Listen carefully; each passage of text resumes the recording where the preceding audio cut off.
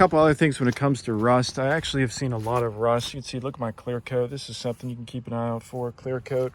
I've seen a lot of rust build up on H2s over the years. It's pretty common to see rust over here. And to get it fixed, what they do is they actually cut the panel out and then they put a new panel in, weld it together, and they paint it. I've seen people do some really nice repair jobs. Regardless, it's something to keep an eye out for. Gas caps, this is another thing. I guess you could technically call this an accessory because there's different gas caps. You can see mine's broken in there. It's held in by 3 screws. You can see my plastic is damaged. Now this piece, when you take it out, you take off those 3 screws, it actually twists and comes out. There's a black gas cap, a locking cap with a key. There's a silver one with a key. There's a chrome one that flips open. It's common to actually see, again, this damaged and the chrome cap completely missing. So again, you're looking at an H2, and I've actually seen a couple of them for sale. They're missing that chrome cap. I think it costs about $250 for one of these. So use that as a bargaining chip. So there's $250. Missing rock bars, knock off 1,000. I've actually seen steps missing on limited edition models, or the actual steps. Sometimes owners only have 1 step on and the steps are removed in the rear. They sell them, forget about them, they get lost. So again, those are a couple $100 for all those steps. The mirrors, look at your tires. That's something else a lot of people don't talk about, is take a look at your tires. My tires, it was $2,000 for the new tires to get them on. Sure, they're going to last a long time, but you buy an H2 with a bad set of tires, there's $2,000, gas cap, rock bars, mirrors, you're at like $4,000. This can be broken, you're at $5,000. I recommend getting the stock exhaust system on your H2 if it comes with stock. That's fantastic. I have the Borla exhaust system, which is a close, that's a second place exhaust system as far as I'm concerned. But if your H2 had a bunch of issues, boom, there's $7,000-8,000 that I just named off, guys. So money can add up real quick on these H2s. With that being said, some other things I want to discuss when it comes to looking for the right H2. I want to see the review of the dealership. If it's got a 5-star review, the dealership's highly recommended on Google. That gives me confidence. Hey, I'm interested in your H2. Can I come and check it out? Can I bring in a mechanic? If they're a good dealership, they'll say, hey, yeah, come on in. We'll get the H2 up on the racks, have your mechanic inspect it. We actually already inspected it. Everything's good on there, but to save you a couple $100, you actually don't have to come in. We'll have our mechanic look over it. And if it's a good dealership and they're telling the truth, they'll probably save you a couple $100, and they'll say, yeah, we'll have our mechanic look over the H2 with you. He already looked it over, but we'll be glad to look it over again. Stuff like that inspires confidence. If I come across a dealership that's, it's got bad reviews, shady business practice, they lied to me, they sold the H2, or they sold a vehicle I drove and I put a deposit down. I've read stories like that with these vehicles where somebody will put down a deposit and they fly down or drive down and they get there. Oh, sorry, we sold the H2. So you come across dealers that have bad business practices in place or unethical.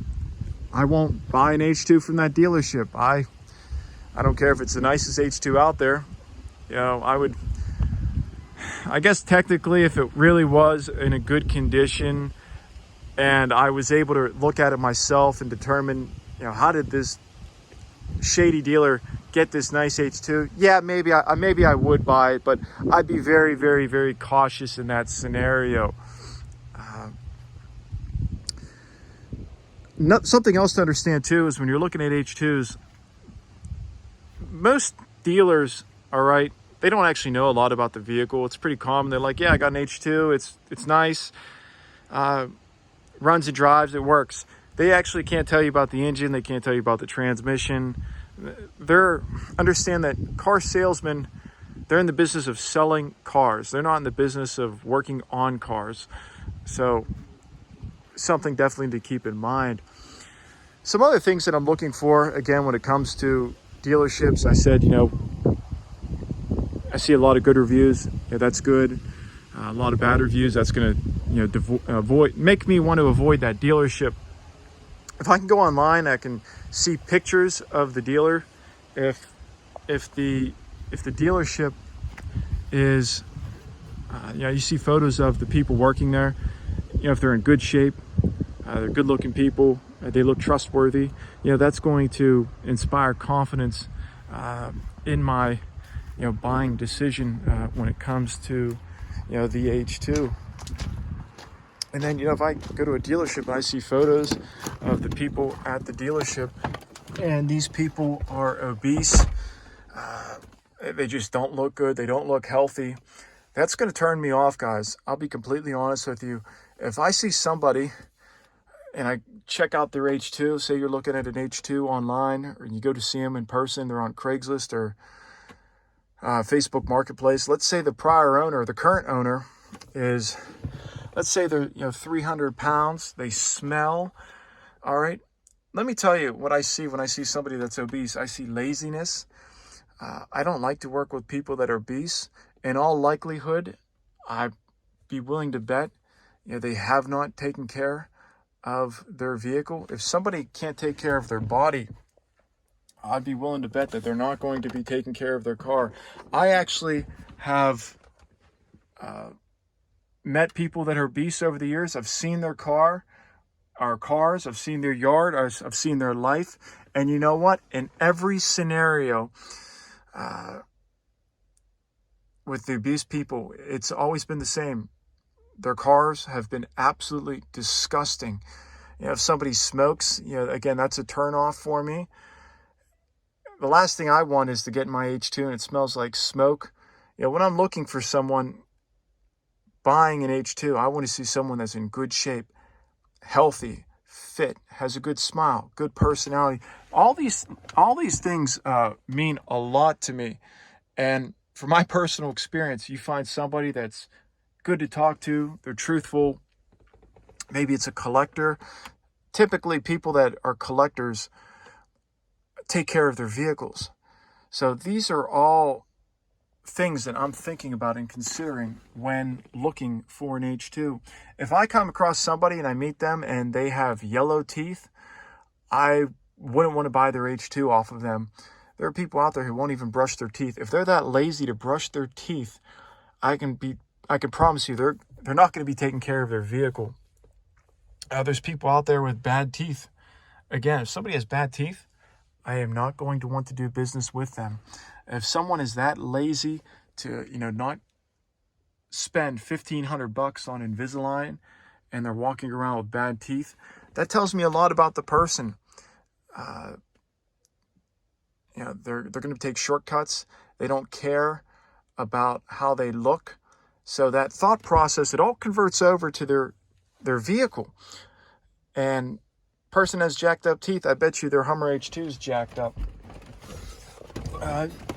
You'd be surprised how often a vehicle is almost like a direct, where am I going with this? A direct reflection of the person. My H2, an H2, it's a unique vehicle. Without being biased against my H2, you look at mine. Yeah, it's a little rough around the edges. It came like that. I've been working on it. But outside of that, which is going to be fixed, many people have asked me or come up to me and said, wow, your H2 is super clean. It looks almost brand new. And let me tell you guys, when I clean the vehicle, it will look pretty close to brand new. Now, yeah, it's a little dirty, but when I'm done cleaning it, again, it's going to look brand new within the next hour. People say to me, wow, your H2, it's super clean. It smells new. There's no dirt inside. Is this brand new? This H2 looks like it only has 10,000 miles on it. People have looked in the engine bay and they say, wow, that engine bay is super, super clean. So understand that an individual's car is a direct reflection of themselves. Pets are the same. If you come across someone and the dog is super friendly, loving, caring, then the person is likely loving, caring, and respectful towards their vehicle. If you come across someone who's got a dog that's rude, barks, bites, that dog is a reflection of the owner. So I know I've been jumping around a little bit. I've kind of gone off in a different direction, but I want to tell you guys, everything that I just listed to you guys is very, very important. And the part 4, I'll discuss how I made the decision to buy my H2. But understand that you're searching for an H2. The perfect H2 goes something like this. It's from, again, a southern state or a southern area, garage kept, probably sub 100K miles. If it has more than 100K, it's in overall pretty good shape. The prior owner, is a good person.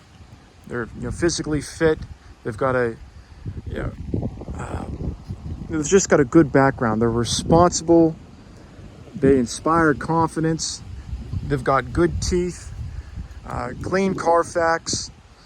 If they have a house, you get to see their collection, and you look at somebody's house and you say, oh my God, their house is beautiful. Their garage is beautiful. Their collection of cars is beautiful. Let me tell you, in all likelihood, if you meet somebody like that, their car or the Hummer H2 is going to be a great Hummer H2. And on the opposite spectrum, you go out to check out a Hummer H2 and you get there, the person showing you the car is 350 pounds. He smells. He's got bad teeth. He's arguing with you.